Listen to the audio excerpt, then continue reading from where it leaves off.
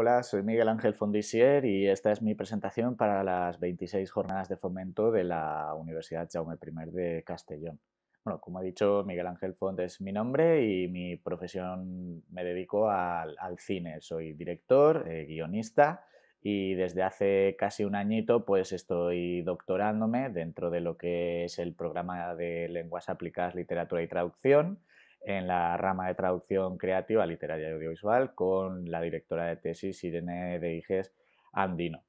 Entonces, en esta presentación voy a hablar un poquito de lo que es mi tesis, que lleva como título La inclusión como elemento regenerador de la producción cultural, una mirada a través del cine. Esto tiene mucho que ver, evidentemente, con mi campo de trabajo y profesional y sobre todo porque, bueno, desde hace 5 años me encontré con, bueno, la accesibilidad en uno de mis proyectos y la verdad es que me fue muy interesante pensar y explorar de qué manera se podría eh, bueno, sistematizar todo este paquete de herramientas para que más personas puedan entrar al cine, pues aplicarlo desde lo que realmente es mi campo de experto, que es la creatividad y el mundo de contar historias a una audiencia, pues como se puede apreciar ahora cada vez lo más amplia posible. Entonces, dentro de esta tesis, de lo que quiero dar cuenta es sobre, es una tesis con un modelo descriptivo, una metodología descriptiva, por tanto, de lo que voy a hablar en esta presentación es del marco histórico en el que, bueno, se desenvuelve todo lo que voy a proponer dentro de la tesis, de dónde venimos, dónde estamos y hacia dónde se podría caminar en un futuro. El cine, cuando, bueno, tenemos esa primera etapa del cine, que es el cine mudo, mal considerado mudo porque nunca fue mudo, pero sí que es verdad que esos primeros años de producción cinematográfica, entre comillas, se podría decir que eran mucho más accesibles que las décadas siguientes, pues porque, como vemos en la presentación, claro, toda la información verbal al no estar el canal de audio activado en la película, porque no existía, pues se implementaba de forma armónica dentro de lo que era cada producción. Por tanto, pues como podemos ver, todos los diálogos, los efectos de sonido especiales o relevantes, pues se representaban en pantalla. Por tanto, podríamos decir que el cine mudo, pues para las personas sordas era bastante accesible. En cuanto a las personas ciegas, el cine, como ya he dicho, nunca ha sido realmente considerado lo que se consideraría mudo, es decir, en silencio total, sino que, como se puede apreciar en la imagen, en los primeros años siempre teníamos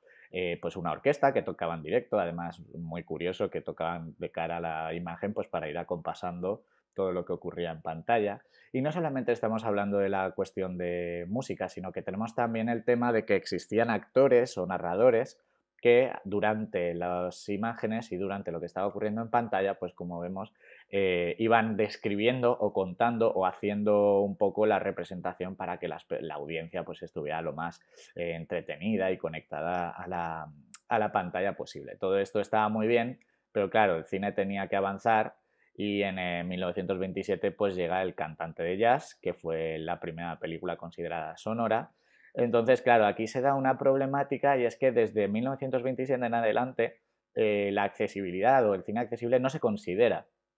Y esto tiene, creo, a mi parecer, una fácil explicación. Y es que pensemos que hasta la llegada del digital no se empieza, o de las televisiones y del broadcasting, no se llega a empezar a hablar de accesibilidad, de subtitular, ¿no? A partir de los años 80, de finales de los 70, es cuando se empieza a trabajar desde la televisión. ¿Por qué? La accesibilidad me refiero. ¿Por qué? Pues porque efectivamente el cine era un formato físico, era un formato analógico, era bobinas con imágenes que se iban copiando, cortando, pegando, con tijeras, con cola. Por tanto, esto realmente era un problema, sobre todo no tanto a la hora de crear, porque la creación pues estaba ahí dentro de lo que es el propio celuloide, sino que a la hora de que todas estas bobinas se mandaran a los cines, el cine, las proyeccionistas trabajaban con bobinas que contenían la película fragmentada. en diferentes bobinas, como ya he dicho, o reels. Entonces, ¿qué ocurre? Que esto era un impedimento, ya que cuando un proyeccionista tomaba esas bobinas y las iba pegando una detrás de otra para conformar de nuevo la película que le había llegado fraccionada, la duración y la sincronía era imposible con otro tipo de pistas, como una audiodescripción, un subtitulado, porque realmente ninguna película duraba lo mismo. Es decir, casi que se hubiera tenido que sincronizar una a una cada pieza de accesibilidad con cada película, lo cual era inviable porque pues ya sabemos cuántos cines ha habido en la historia de la humanidad en todos los países, desde los 20 hasta los 90, con lo cual sería una locura asumir este tipo de apuestas, ¿no? Por tanto, es un poco el freno ese técnico el que nos impide hablar de accesibilidad hasta la llegada de los formatos más amables, más amigables, como es la televisión o como es el cine digital o los procesados digitales. ¿Por qué? Porque ahora sí que se puede trabajar sincronizando. Tenemos una pieza máster, una obra máster, y entonces a partir de ahí empezamos a trabajar. Pero claro, eso no quiere decir que el cine se paró para que las personas con discapacidad pudieran disfrutar de él o se investigó. No, eso quiere decir que tenemos un gran número, millones de películas de todo el mundo, de todos los años, de todos los estilos, con todos los avances tecnológicos de color, de efectos, de ópticas, de actores, de planos, de narrativas, que se han quedado sin accesibilizar. Por tanto, este es el mayor reto y esto nos lleva al primer modelo que yo he llamado el modelo tradicional. Y este modelo tradicional es el que más nos encontramos y el que, bueno, pues generalmente es con el que se trabaja, que significa que hay una obra ya terminada, grande, cuyos autores han desaparecido, ya no se involucraron en esta obra, han muerto incluso, quizá, y entonces alguien externo a esa producción toma esa obra terminada y la aborda como si fuera un espectador más, hasta poco a poco ir entendiéndola, ir sacándole o destilando todo lo que interesa contar para luego realizar las herramientas de accesibilidad, entendiendo por herramientas de accesibilidad el subtitulado y la audiodescripción. Sí que es verdad que en este caso los audiodescriptores y subtituladores o subtituladoras no están solos o solas, y para ello pues nacen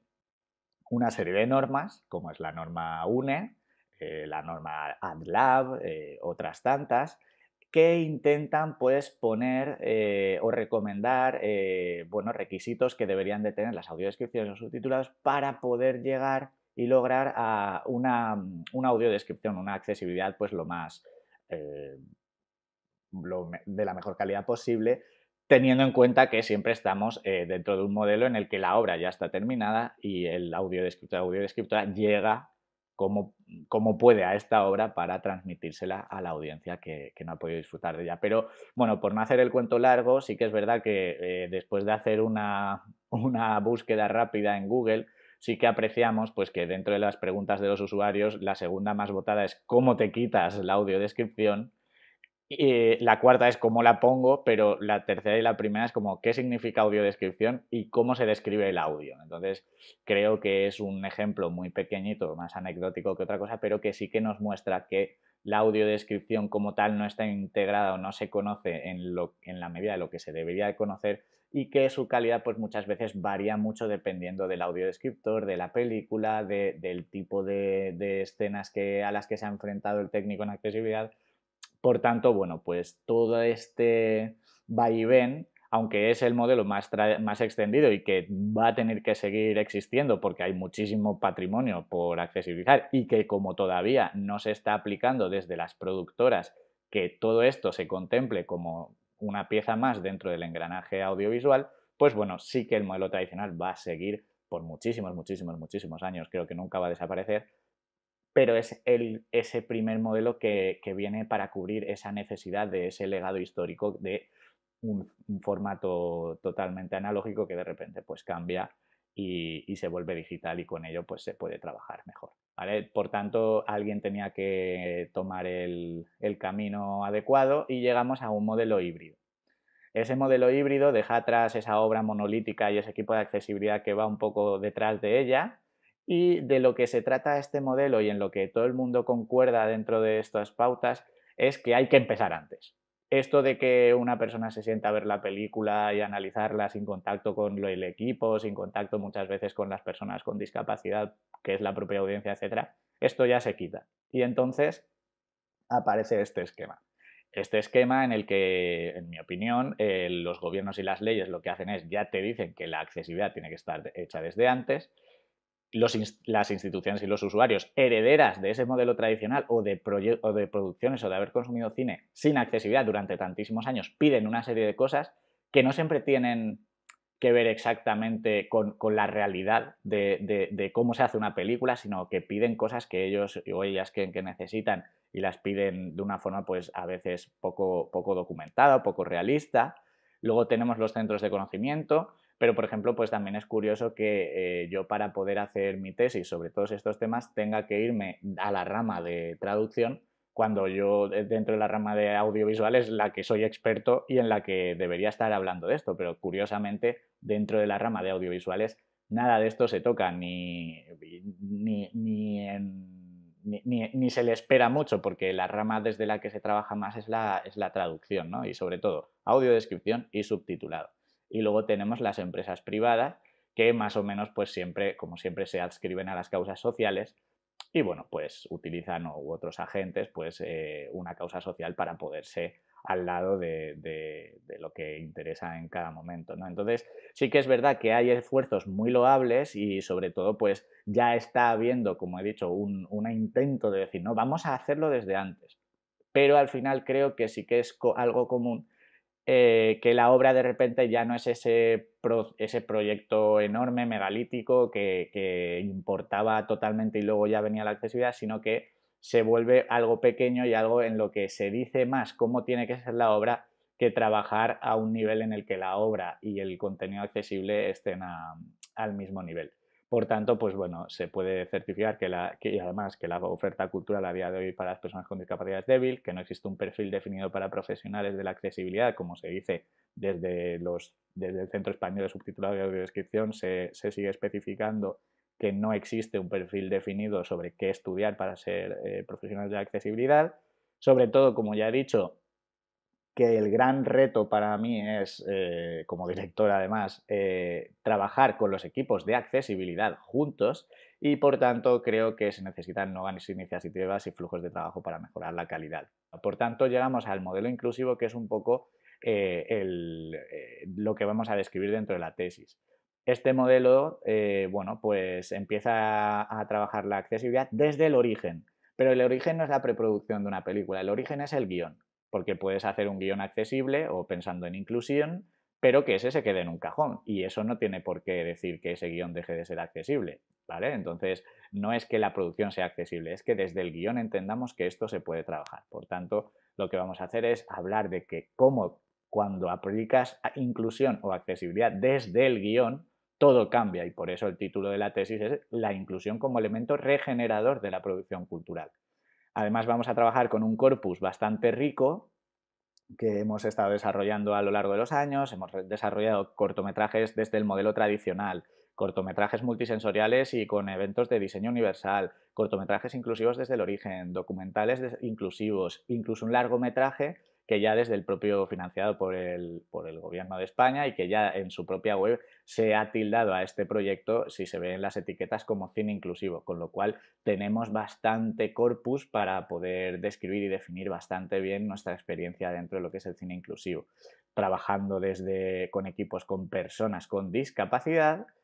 en todas las fases del proyecto y creando herramientas para que las empresas de accesibilidad, como en este caso se ven las imágenes WhatCine, pues puedan trabajar la accesibilidad de una forma mucho más amable, que es el informe de accesibilidad del cual también se hablará largo y tendido en la tesis. Por tanto, si teníamos ese primer modelo tradicional donde la obra ya estaba hecha, donde los autores no sabían ni lo que era una audiodescripción, cuyos profesionales de la accesibilidad iban un poquito detrás, tenemos ese modelo híbrido que es más un diálogo, es un modelo de diálogo de cómo nos posicionamos, cómo nos colocamos, dónde estamos cada uno, cada una, etcétera. Pues pasamos a un modelo que yo creo que es el que muy extensible porque ya lo hemos trabajado muchísimo y sobre todo pues eso, que pone la obra y su accesibilidad